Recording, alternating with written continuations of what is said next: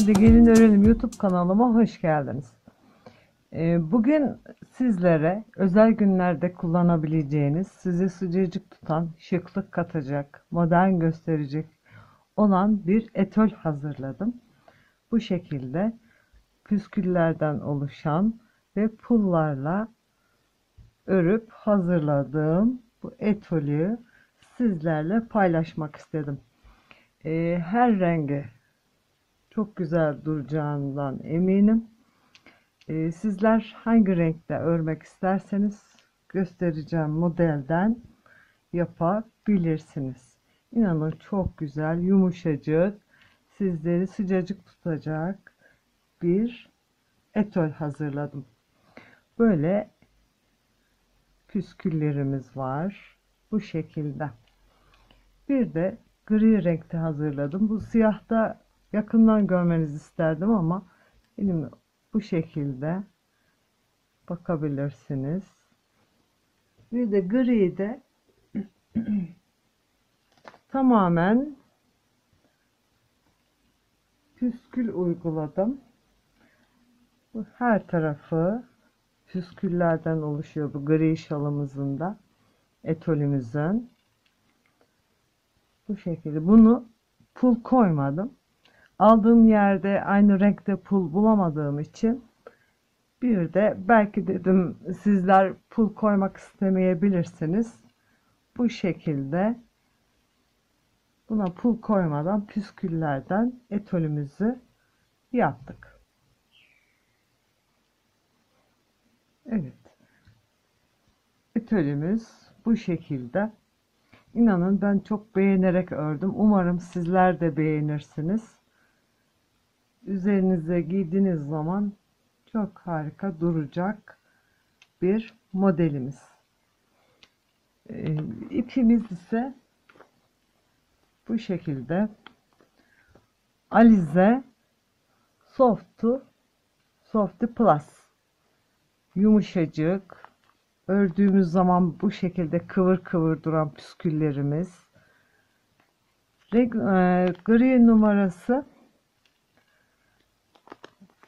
aynı zamanda 100 gram 120 metre bu şekilde olmuş oluyor.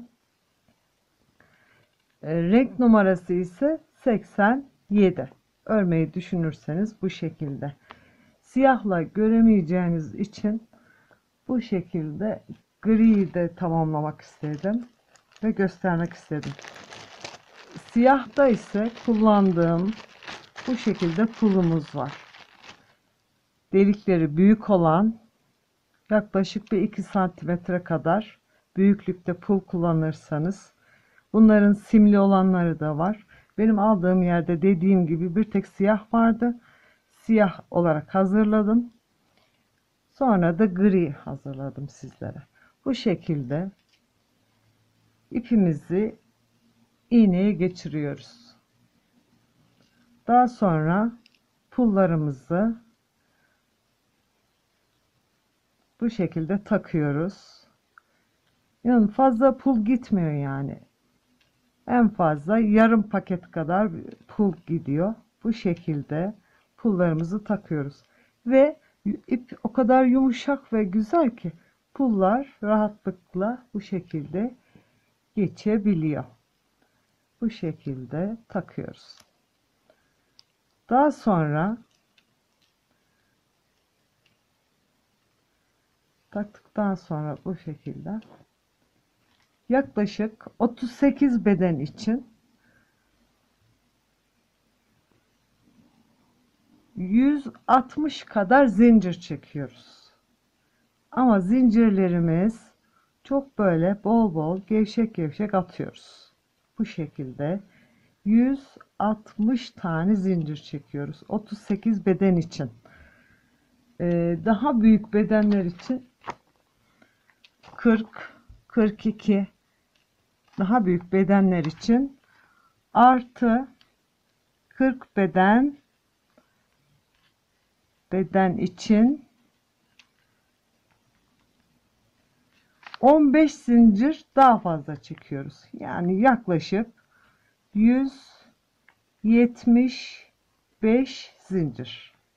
Bunu daha bir büyük beden düşünüyorsanız 15 zincir fazla yaparak şalımızı yapabilirsiniz.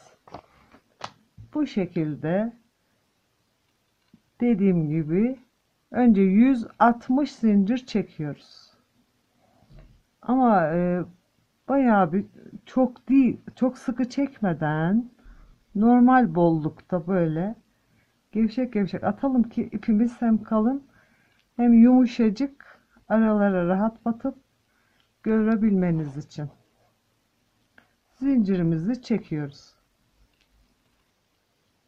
Evet hanımlar, 160 zincirimizi çektik diyelim. Bu arada tığ numaram ise tam görebilir misiniz bilmiyorum. 8 numaralı ve 5 milimetrelik. 8 numara ve 5 milimetrelik. 160 zincirimizi çektik. Başını doluyoruz. 1 2 3 4 5. zincire 4 zincir bırakıp 5. zincire batıyoruz. Bir defa çektik. Burada 1 2 zincir çekiyoruz.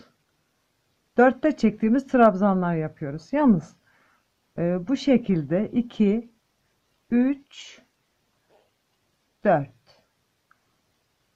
bu şekilde yaptığımız zaman hem ipimiz az gitmiş oluyor hem de çok kalın gözükmemiş oluyor. Başını doluyoruz. Yandaki zincire batıyoruz. Bir defa çektik.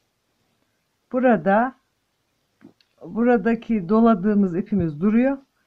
1 2 zincir çekiyoruz. Daha sonra doladığımız ipi 2 de çekiyoruz. Yani 4 olmuş oluyor. Başını doluyoruz. Yandaki zincire batıyoruz. Bu şekilde 1 2 tekraren 2 ikisini alarak 3 tekraren 2 alarak 4 de çektiğimiz trabzanımız olmuş oluyor. Tekrar başını doluyoruz. Yandaki zincire batıyoruz. Hemen bu şekilde. Burada yani 1 2 zincir çektik. Doladığımız ipi alıyoruz. 3 ikisini birlikte çekiyoruz. 4. Toplam 1 2 3 4 5 trabzanımız oldu. Başını doluyoruz. Şimdi hemen dibine değil bir zincir atlayıp yandaki zincire batıyoruz. Tekraren trabzanlarımızı yapıyoruz. 1 2 3 4. Biraz gevşek yapalım ki ipimiz hem yumuşak hem de güzel görünümlü olsun. Başını doladık. Hemen yanındaki zincire batıyoruz. 1 2 3 4. Tekrar başını doluyoruz. Yanındaki zincire batıyoruz. 1 2 2 çektik. 3. Tekrar birlikte topluyoruz. 2 çektik. 4 olmuş oldu. 4 de çektiğimiz. Şimdi 5 trabzan yaptık. Bir zincir atladık. Tekraren yan yana 5 tane 4 de çektiğimiz trabzanlar yapıyoruz. 1 2 3. Hemen yanındaki zincire batıyoruz. 1 2 tekraren ikisini çektik. Tekrar 2 çektik. 4. Başını doluyoruz. Yandaki zincire batıyoruz. 1 2 3 4. Sayalım. 1 2 3 4 5 tane trabzanımız oldu. Bu şekilde. Tekrar başını doluyoruz. Bir zincir atlayıp ikincisine batıyoruz. 1 2 ikisini çektik. Tekrar ikisini çektik. Bu şekilde bir zincir atlamış olduk. Başını doluyoruz. Hemen yanındaki zincire batıyoruz. 1 2 3 4. İkinci trabzanımız. Başını doladık. Yandaki zincire batıyoruz. 1 2 3 4. Tekrar başını doluyoruz. 1 2 3 trabzanımız oldu. Dördüncüsünü yapıyoruz. Bir çektik. İkinci zincirimiz. Doladığımız ipi alıyoruz. Bu şekilde. Tekraren 2 çekiyoruz. Dördüncü trabzanımız oldu. Başını doladık. Hemen yanındaki zincire batıyoruz. 1 2 3 4. Evet, bu şekilde arada bir zincir atlayarak 5 trabzan başla. 5 trabzan daha, bir zincir atlayıp 5 trabzan daha yapıyoruz. Bu şekilde hem kasma olmamış oluyor hem de etek ucunda bu şekilde pelerin gibi etolümüz oluşmuş oluyor. Üste çıkaraktan daraltıyoruz. Ben onları göstereceğim sizlere. Toplamda 131 trabzan oluncaya kadar yapıyoruz. Evet hanımlar, 131 trabzanımızı tamamladık. Zincirimizin üzerine 5 trabzan, 5 trabzan ve bir zincir arayla 5'li trabzanlarımızı 4'te çektiğimiz tamamladık. Geri dönüyoruz. İlk trabzanın en sondaki trabzan üzerine batıyoruz. Daha sonra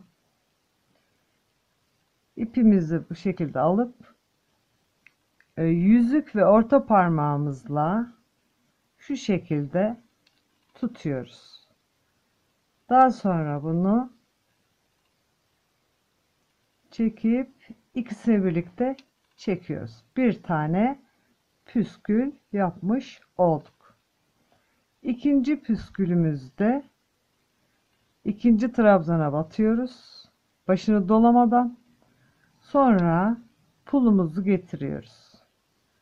Pullu yapmak isterseniz pul getiriyoruz. Yoksa yapmıyorsunuz. Dediğim gibi ben gri renkte pul bulamadığım için size siyah taktım ki rahatlıkla modeli gösterebileyim, sizler de görebilin diye. Evet, şimdi tekraren iki parmağımızı koyduk. Bu şekilde ipimizi aldık. Sonra ikisini birlikte çektik. Ve pulumuzu takmış olduk. Birini boş, birini de pullu. Bundan sonra tekrar yanındaki trabzana batıyoruz. Başını dolamadan. Tekrar iki parmağımızı koyuyoruz. Bu şekilde. Bu şekilde. Böyle 9 tane pul yapmadan boş püskül yapıyoruz. Çektik. Hemen yanındaki trabzana batıyoruz. Tekrar iki parmağımızı koyuyoruz. Bu şekilde alıp çekiyoruz. Tekrar yandaki trabzana battık. Parmaklarımızı koyduk. Çok da sıkı olmasın. Bu şekilde kasmadan tamamlıyoruz. Yandaki trabzana batıyoruz. Tekrar iki parmağımızı koyuyoruz. Buradan alıp bu şekilde iki ilmeğimizi çekiyoruz. Burada olduğu gibi püsküllerimiz oluşmaya başladı. Hem trabzanlarımızı kapatmış oluyoruz. Hem çok güzel de bir doku elde etmiş oluyoruz. Tekraren yandaki trabzana batıyoruz. İki parmağımızı koyduk. Aldık. İkisini birlikte çektik. Yandaki trabzana batıyoruz. İki parmağımızı doladık. Geçirdik. İkisini birlikte çektik. Böyle 9 tane yapıyoruz. Sayalım. İlk püskülümüz boş. İkinci püskülümüzde pul var. Puldan sonra 9 püskül yapacağız. 1, 2, 3, 4, 5, 6. 3 daha yapalım. 6. Trabzanımıza batıyoruz. 7. Tekrar iki parmağımızı koyduk. 8 ve 9. püskülümüz. 10'uncuya tekrar batıyoruz. Sonra bir pul daha alıyoruz.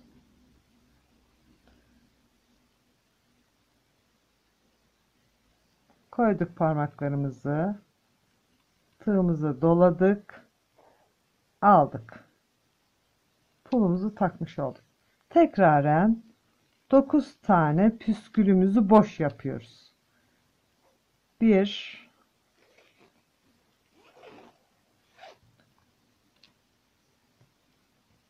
hep trabzanların tepesine batarak yapıyoruz. Bu şekilde parmağımızı koyuyoruz. İki parmağımızı aldık. İkisini birlikte aldık. Hemen yandaki trabzana battık. Aldık. Bu şekilde hemen tekraren önce yandaki trabzana batıyoruz başını dolamadan. Parmaklarımızı koyuyoruz. Bu şekilde çok da hani kastırmadan hafif aşağıya doğru da asılabilirsiniz. İlmeklerimizi çekiyoruz. Yanındakine geçtik. Parmaklarımızı koyduk. Aldık. İkisini birlikte çektik. Daha sonra tekrar sayıyoruz. 1, 2, 3, 4, 5, 6 yapmışız. Yedincisini yapıyoruz. Trabzana batıyoruz. 7. Tekrar yandaki trabzana. 8 ve 9. boş püskülümüz. 10. trabzanımıza battık. Bir pul daha alıyoruz. Bu şekilde. Pulumuzu yaklaştırıyoruz. Parmaklarımızı da koyduk. Sonra ipi dolayıp bu şekilde ilmeğimizi kapattık. Tekrar yandaki trabzana batıyoruz. 1, ikinci püskülümüz, yandaki trabzana batıyoruz. Parmaklarımızı koyduk. 3, 4, 5, 6, 7. püskülümüz, 7, 8,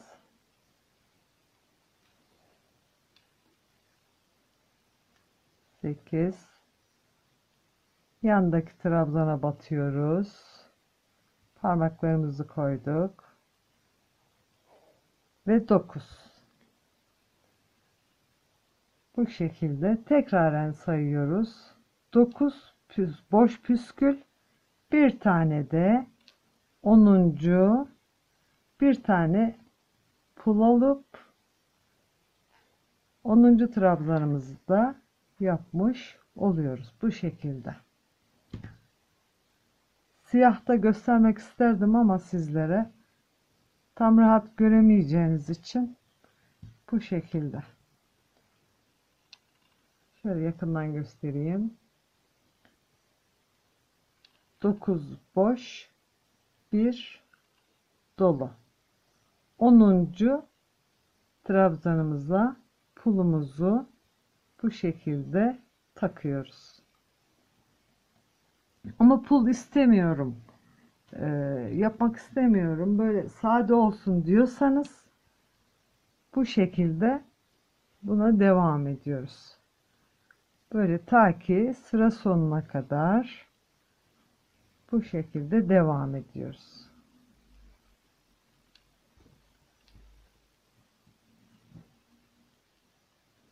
Evet, pulumuzu taktık.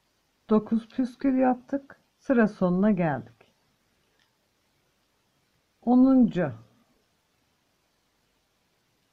trabzana pulumuzu takıyoruz. Başta yaptığımız gibi en son sırada bir tane de boş püskül yapıyoruz. Bu şekilde. Daha sonra 1, 2, 3, 4 zincir çekiyoruz. Başını doladık. Her boşluğa püsküllerin arasına batarak 4'te çektiğimiz trabzanlarımızı devam ettiriyoruz. Tekraren boşluğa batıyoruz. Yandaki 1, 2 zincir, ikisini çektik, 4. Başını doladık. Tekraren boşluğa batıyoruz. Zaten ördüğünüz zaman göreceksiniz. Bu şekilde 1, 2, 3, 4. Başını doladık. Devam ediyoruz. 1, 2, 3, 4. Bol bol çekerseniz bu şekilde devam ettiriyoruz. Sıra sonuna kadar trabzanlarımızı yapıyoruz. Yalnız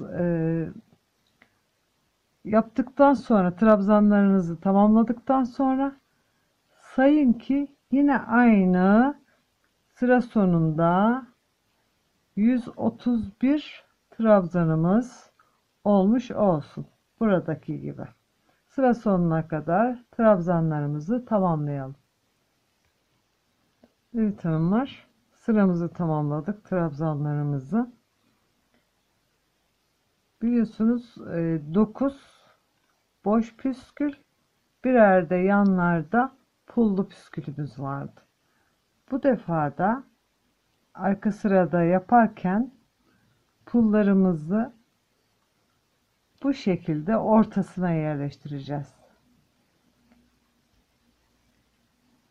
9'un 9 9 4 trabzan yapıyoruz. 5.'ye pul takıyoruz. Burada da aynı. Yalnız başta boşaldığımız için ve pullu püskülümüzü de sayarak 6 tane boş püskül yaparak bir tane de pul takarak püskülümüzü bu şekilde ortalara yerleştirmeye başlayacağız. Onu göstereceğim sizlere. Şimdi hep aynı yapmış olsak pullar üst üste denk gelecek. Serpme gibi gözükmeyecektir. O yüzden geri dönüyoruz.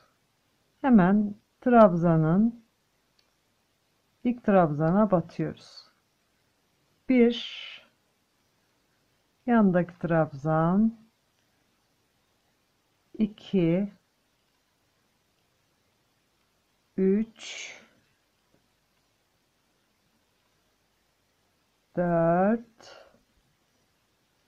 5, 6 tane boş yapıyoruz ki baştaki, aşağıdaki boş ve pull aldığımızı saymıyoruz.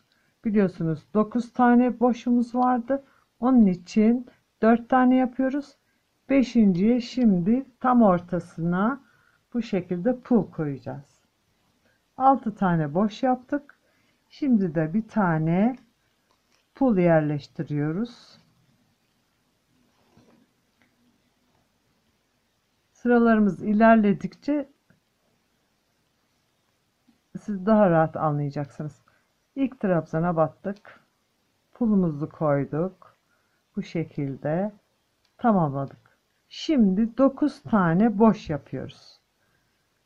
İlk sırada yaptığımız gibi. 1 2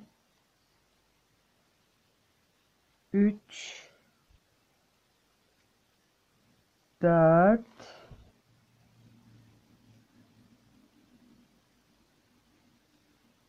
5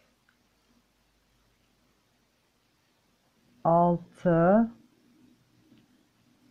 7 8 ve 9. Tekraren 10. trabzana batıyoruz. Bir pul daha alıyoruz.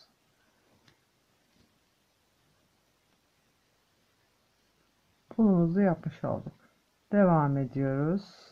Boş alıyoruz. 9 tane boş yapıyoruz.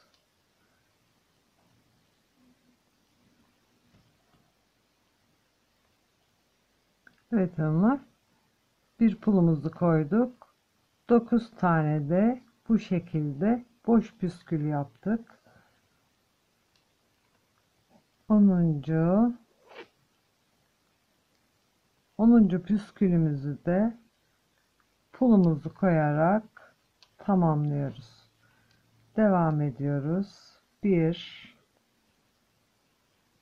2 3 4 5 6 7 8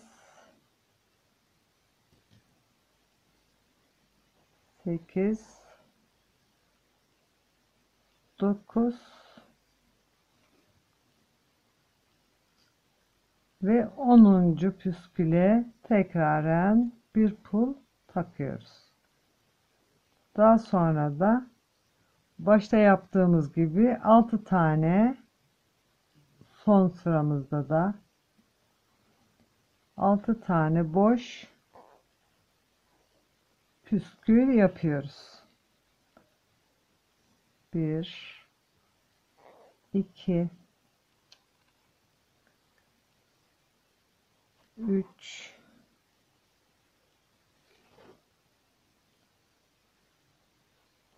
4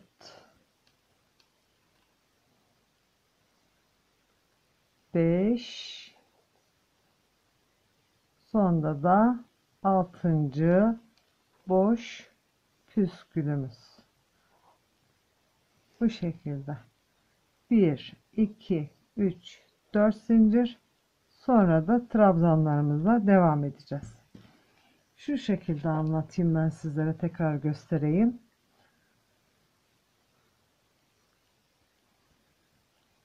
Püsküllerimizi çekersek altta 9 püskülümüz vardı. Bunu ortalamak için başta 6 bıraktık. Bu şekilde püskülümüzü, pulumuzu takıp püskülümüzü tamamladık. 9 boş püskül, bir tane pul taktık. Yani şu şekilde hepsinin ortasına gelebilmesi için. Öbür sıra, ikinci sıramızdaki püskülümüzü de taktık. Pulumuzu. Hepsinin, ikisinin ortasına bir pul. Ortasına bir pul üst sırada. Bu şekilde. Trabzanlarımızı tamamlayalım. Tekraren göstereceğim. O zaman daha çok rahat anlayabileceksiniz.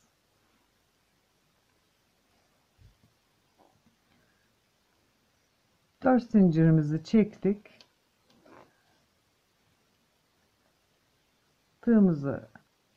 İpimizi doladık tığımıza. İlk boşluğa batarak trabzanları dörtte çektiğimiz trabzanlarımıza devam ediyoruz.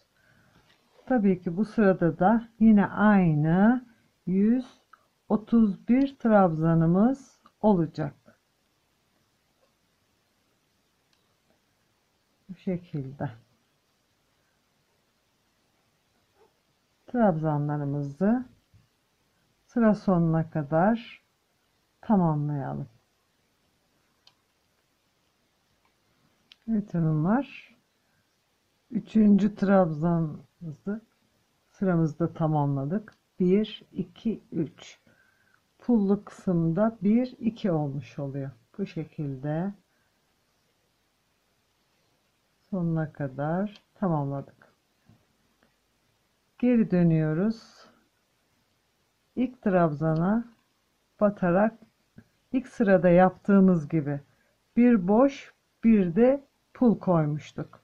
Şimdi boş püskülümüzü yapıyoruz. Daha sonra pulumuzu yerleştiriyoruz. Bu şekilde parmağımızı koyup şimdi yanındaki trabzana batarak pulumuzu koyduk. Daha sonra kapattık. Bir boş bir de pul. Başta olduğu gibi. Daha sonra 9 boş püskülümüzü yapıyoruz. 2 3 4 5 6 7 8 9. Yanındaki trabzana batıyoruz.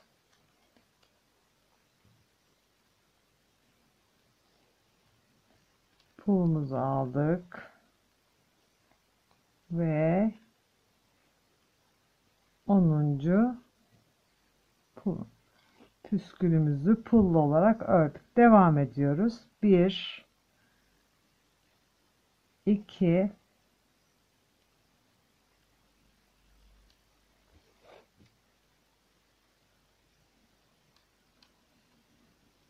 ta ki 9 olana kadar devam ediyoruz. Sonra da sıra sonuna kadar bu şekilde ilk sırada yaptığımız gibi pullarımızı yerleştiriyoruz. Bu şekilde.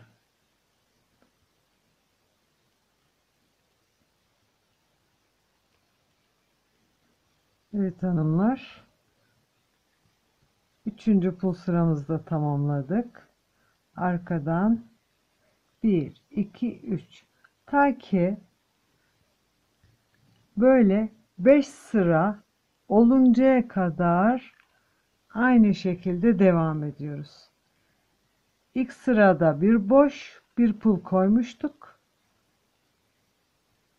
İkinci pul sıramızda 6 tane boş bir tane pul koyup tekraren 9 boş bir pul, 9 boş bir pul ve tekraren başta bir boş bir pul, 9 boş püskül, bir pullu püskül yaparak bu şekilde ta ki arkadan sayarak 5 sıra oluncaya kadar devam ediyoruz.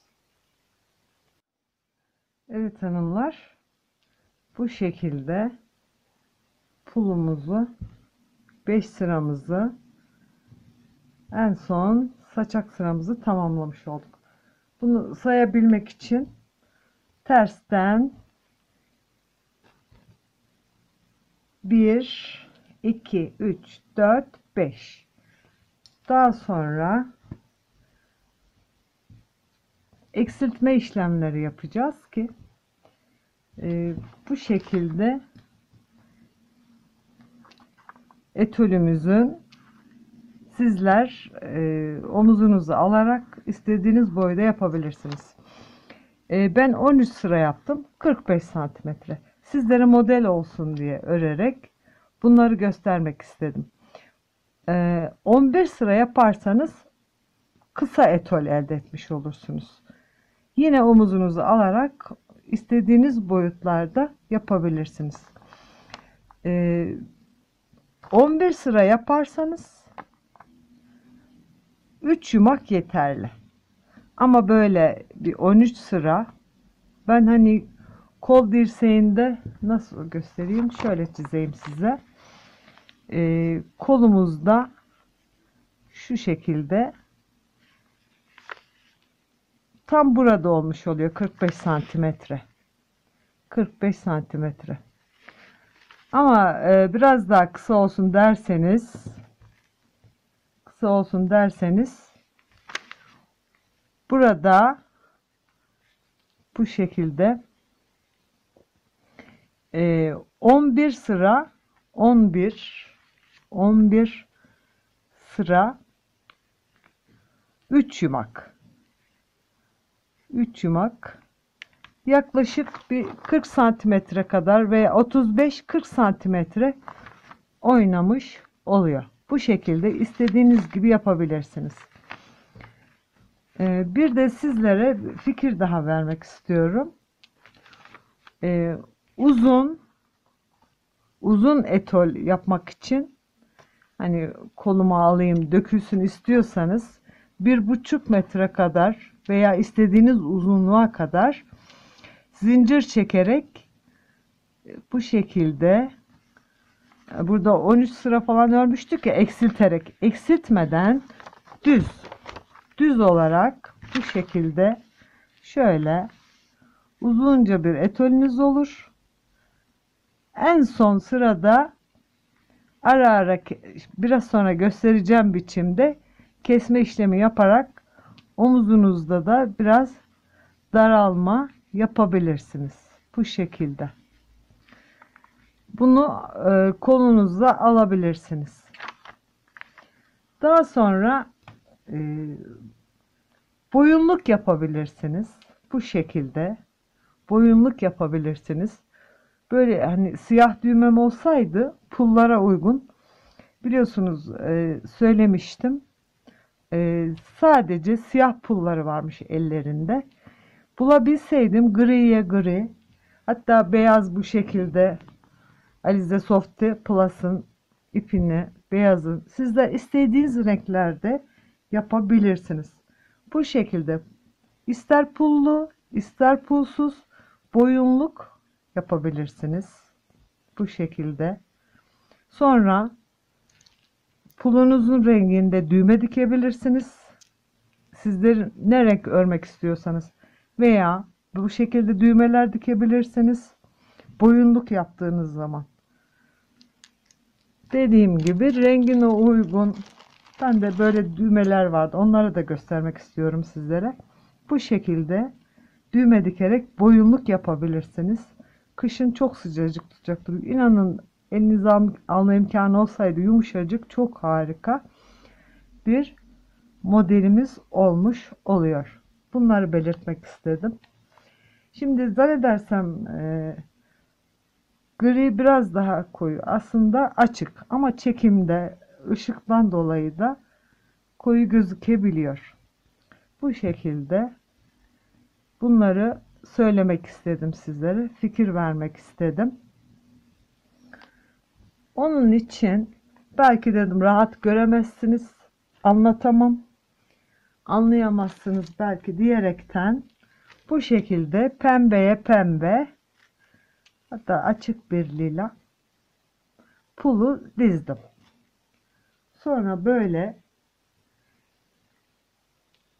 5 sıra tamamladım. 1, 2, 3, 4, 5. İstediğiniz renkte de yapabilirsiniz. Hatta bunu ben küçük kızlarımız için bu şekilde tasarladım ve bunu da göstermek istedim. Bu şekil, bu renklerde. Ve eksiltme işlemini size bu renkte göstermek istiyorum. Şimdi püskülümüzü yaptık. Saçağımızı yaptık. 5 sıra dedim. Ama dediğim gibi sizler daha uzun istiyorsanız, biraz önce gösterdiğim gibi, ben sadece kısa olsun istiyorum derseniz 3 yumakla tamamlayabilirsiniz. Uzun diyorsanız 5 sıra değil de 6, 7. Ben bu etolümde bu şekilde yaptım. Şöyle. Mesela bu 5-6 sıra giderek 3-6 sıradan sonra kesme işlemine başladım.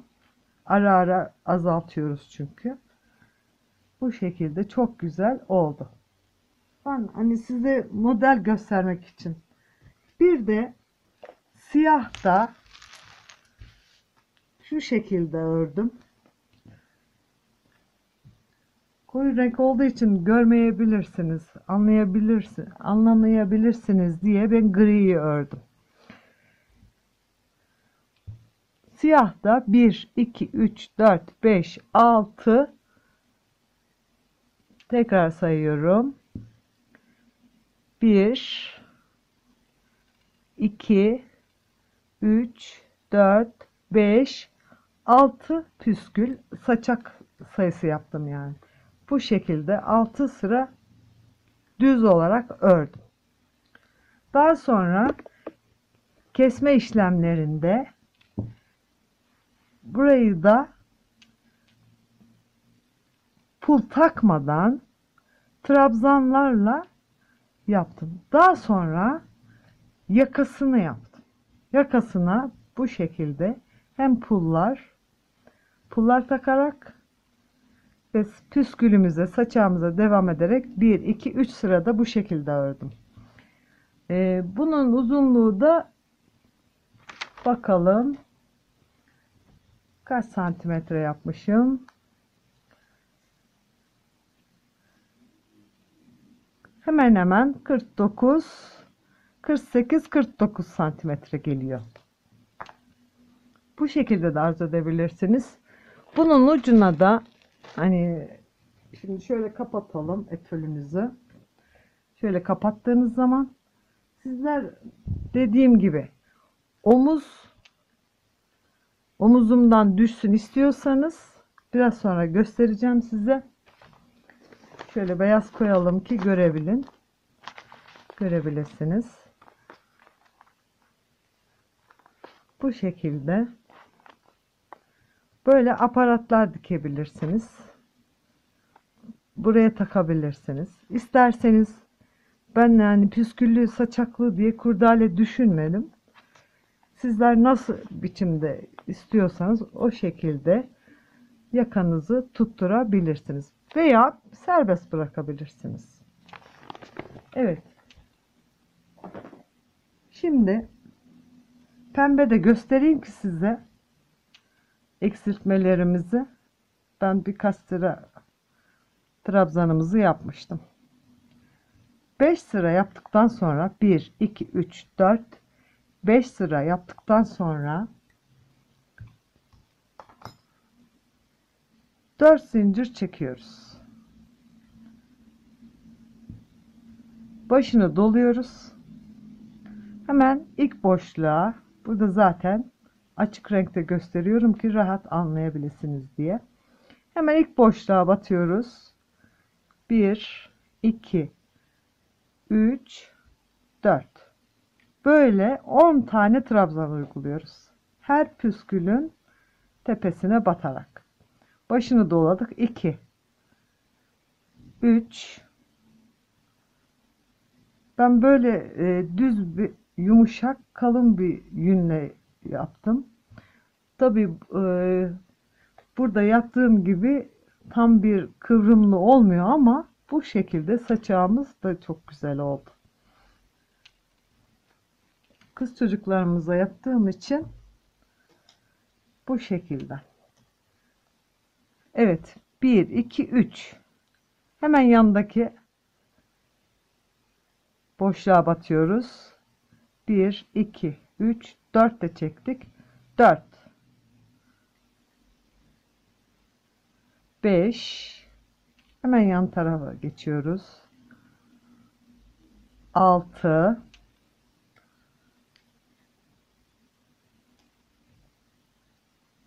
7 8 9 10 tane, ister küçüklere yapın ister büyük bedenlere yapın, 10 trabzan. 3 6 9 10 başını doladık. Hemen dibindeki boşluğa bu şekilde püsküllerden oluşan sık iğnelerin birine batıyoruz. Bu şekilde. Ama trabzanımıza devam etmiyoruz. Bu şimdi 10 trabzan yapmıştık. 11.'ye battık. Bu şekilde çektik ilmeğimizi. Hemen 12. trabzana batıyoruz. Bir ilmek de buradan alıyoruz. Bu ikisini birlikte topluyoruz. Devam ediyoruz. 2 3 4. Hem eksiltme işlemini yapmış oluyoruz, hem de trabzanlarımızı toplamış olduk. Devam ediyoruz. 1 2 3 4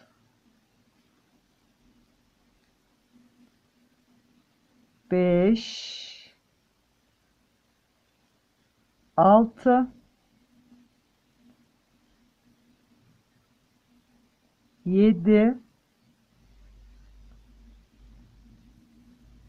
8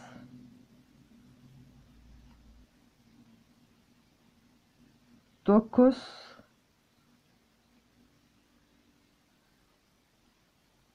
10. trabzanımız.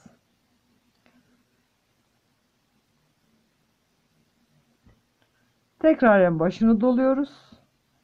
11.'den başını dolayıp ilmeğimizi alıyoruz. Ama trabzanımıza devam etmiyoruz. 12.'ye batıyoruz.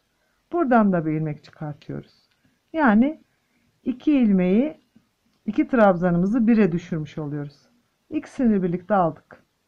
1 2 3 4. Trabzanlarımıza tekraren devam ediyoruz. 1 2 3 4. Birinci trabzanımız. 2 3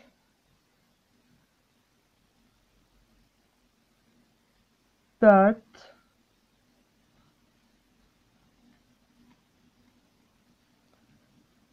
5 6 7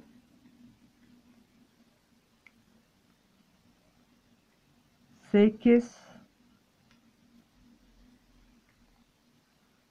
9 10. 10. trabzanımızı yaptık. Baştan itibaren 10 trabzan, sonra 2 trabzanı toparladık. 10 trabzan, 11 ile 12'yi toparladık. 10 trabzan uyguladık. Başını doladım. Tekraren göstereyim sizlere. Hemen bundan bir ilmek çıkardık. Yandakine geçiyoruz. Buradan da bir ilmek çıkardık. Önce ikisini çekiyoruz. Sonra 1 1 2 3, ikisini birlikte çekiyoruz. 4. Bir üst sırada püskülümüzü yaparken bu şekilde devam edeceğiz. Sıra sonuna kadar yapalım. Sizler de yapın. Sıramızı tamamlayalım. Evet. 10 trabzan uygulayıp sıra sonunda bu şekilde denk geldi. Daha sonra düz trabzanlarımızı uyguladık. Sadece kesme işlemleri trabzanlarımızı yaparken oluyor. Saçağımızı, püskülümüzü yaparken o şekilde yapmıyoruz. Şimdi kesme işlemlerini yaptığımız için bir alt sırada hemen püskülümüzü, pulumuzu takmıştık. İki pul arasına nasıl denk geliyorsa o şekilde bakıyoruz. 1 2 3 4 tane boş püskül, bir pul. Çünkü her püskül ortalarına üst sırada biliyorsunuz pulumuzu takıyorduk. Şimdi 4 yapalım. Geri dönüyoruz. İlk trabzanımıza battık. Parmağımızı doladık. İpimizi, ikisini bir çektik. 1. Başlarken o şekilde. 2 3. Siz vücudunuza göre zincir çekip de yapabilirsiniz. Nasıl denk geliyorsa sayıya göre şurada püsküllerimizi de sayarak o şekilde ortalayabilirsiniz. 4. Ben pulumuzu kaydırıyorum. Bu şekilde battık. Yanındaki trabzana püskülün pulumuzu taktık. Bu şekilde ikisini aldık. Daha sonra buradan itibaren ortaya kadar 9 trabzan. Bu sırada kesme işlemini yaptığımız bu ilk sırada 9 devam ediyoruz. 9 boş, bir pul takıyoruz.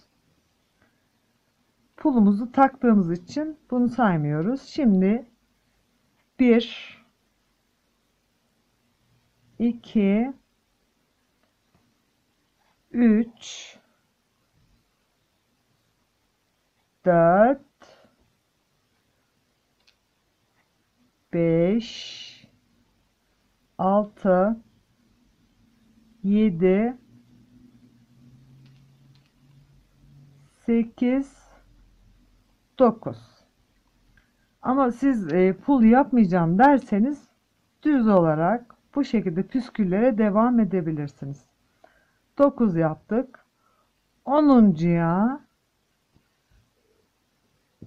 pulumuzu takıyoruz. Bu şekilde.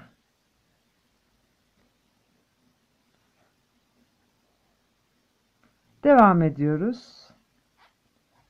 1 2 3 4 5 6 7 8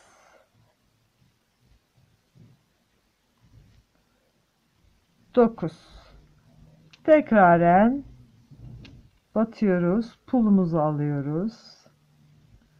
Bir pul aldık. 10'uncuya tamamladık. Sıradaki trabzana batarak 1 2 bu şekilde devam ediyoruz. Ta ki sıra sonuna kadar. Bu şekilde. Şimdi buraya taktınız. Sonra da ilk başa takabilirsiniz sıra sonunda. Evet, şöyle göstereyim size.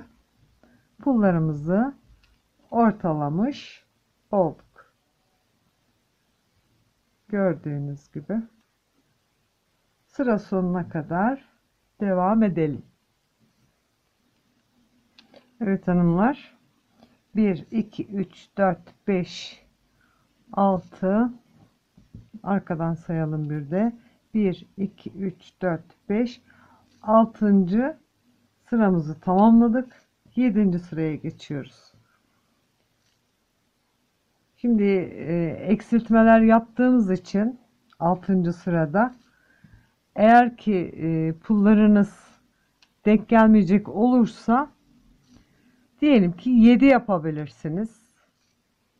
7 boş bırakarak 8.'ye pul takabilirsiniz. O şekilde ilerleyebilirsiniz. Şimdi bir üst sıraya geçtik. Hemen ilk boşluğa 2 3 4 5 6, yine 10 trabzan yapıyoruz. Yanındaki 11 ile 12'yi kesme işlemi yapıyoruz. 3 6 7 8 9 10 trabzanımız oldu. 4'te çektiğimiz 10 trabzanımız oldu. Başını doluyoruz.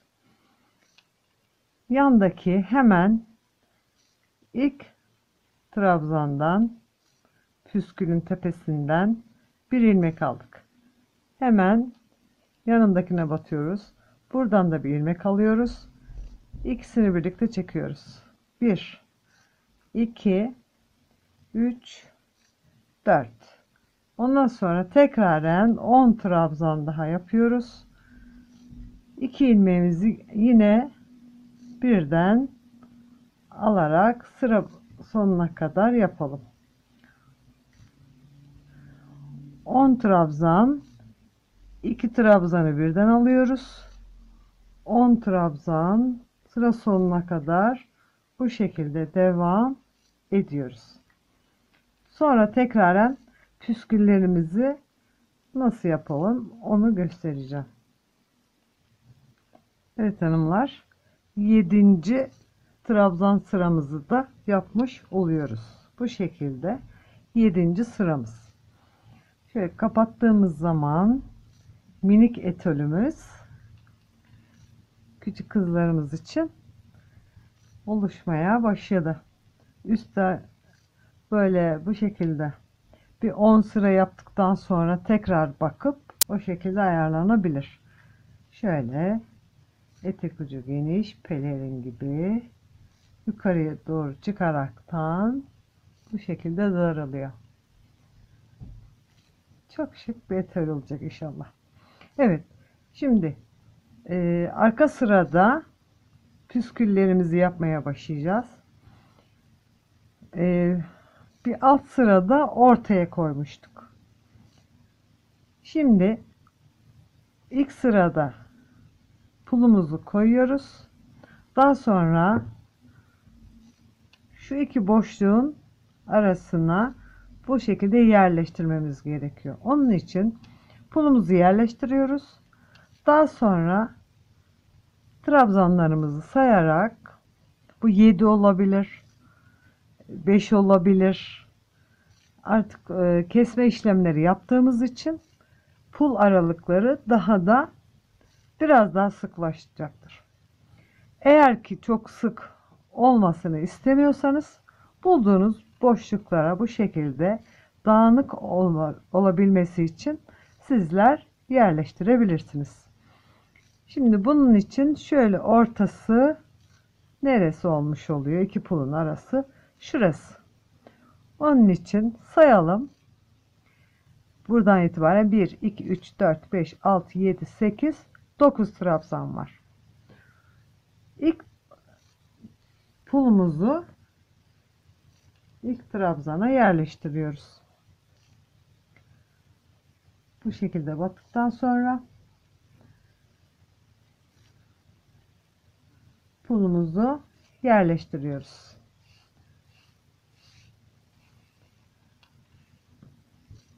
Bu şekilde pulumuzu parmağımızı koyduk, iki parmağımızı, ama aynı trabzana batıyoruz. Pulumuzu öyle ikisini bir çekerek birincisini yapmış olduk. 9 demiştim ortası. Biz demek ki birine pul taktığımız için 8 tane boş yapacağız. 1 2 3 4 5 6 7 8. Bu şekilde tam ortası olmuş olacak. 9. için trabzana batıyoruz. Bir pul daha ne yapmış oluyoruz? Bir pul daha alıyoruz. Böyle böyle ortasını bularak pullarımızı yerleştiriyoruz.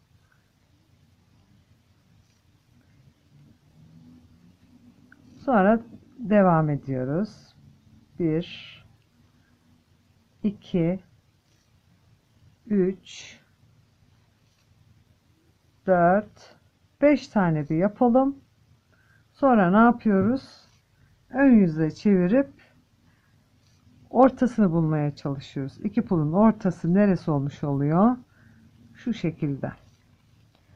1 2 3 4 5. Kaç yapmıştık? 1 2 3 4 5 6 7 8.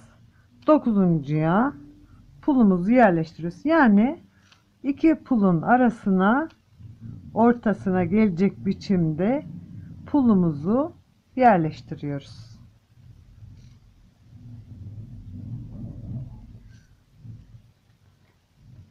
Maksadımız, amacımız pulları dağınık biçimde, ortalı olarak olabilir. Bazen denk gelmeyebilir. Çok sık düşüyor diye düşünürseniz bunu ne yapabilirsiniz? Şu şekilde çevirip bakalım, şimdi pulumuzu koyabiliriz. Hatta bir tane sökelim. Üzerine tamamlayalım. Bu şekilde bu sıramızı da pulumuzu yerleştiriyoruz. Daha sonra boşlarımızı örerek püsküllerimizi, saçaklarımızı devam ediyoruz. Evet, gördüğünüz gibi üst sırada da yine aynı işlemi yapıyoruz. Ta ki etolümüz, şalımız bitinceye kadar 10 trabzanda 2 trabzanı 1'e düşürüyoruz. 10 trabzan, ikisini 1 yapıyoruz ki biraz daha daralmış olması için. Sıramızı tamamlayalım.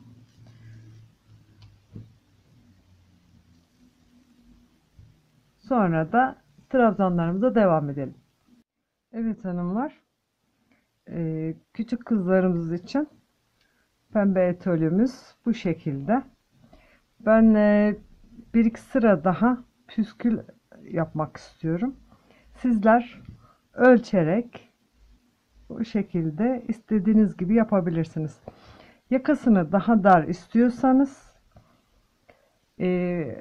diyelim ki yetişkinler için 10 trabzan ve ikisini topluyorduk. 10 trabzan, ikisini topluyorduk. Küçük kızlarımız için 8'e düşürebilirsiniz, 6'ya düşürebilirsiniz. Sizlerin istediği kadar ölçerek yapabilirsiniz. Enine kadar istiyorsanız sırayı çoğaltabilirsiniz. Bu şekilde. Yetişkinler için de 11 sıra ördükten sonra ölçerseniz trabzanlarınızı omuzunuza alıp ölçebilirsiniz. Ben bir püskül sırası daha gittikten sonra kenarının temizleme ters sık iğne ile onu göstereceğim. Bir püskül sırası yapalım, gelelim. Evet hanımlar, küçük kızlarımız için yaklaşık bir 30 santimetre kadar yaparak tamamladım. Eğer bu şekilde düşünüyorsanız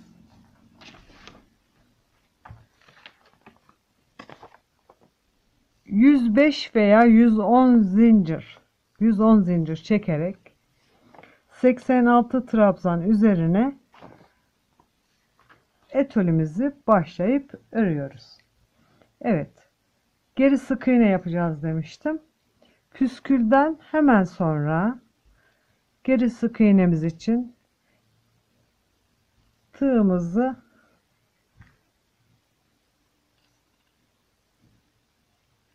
ipi aldık. Daha sonra yanındaki boşluğa bu şekilde batıyoruz. İpimiz bu tarafta. Daha sonra bu şekilde dolayarak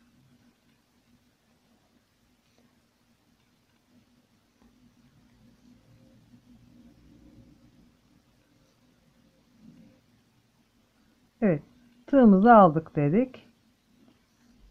Daha sonra yanındaki boşluğa batarak ipimiz bu tarafta. Başını doluyoruz.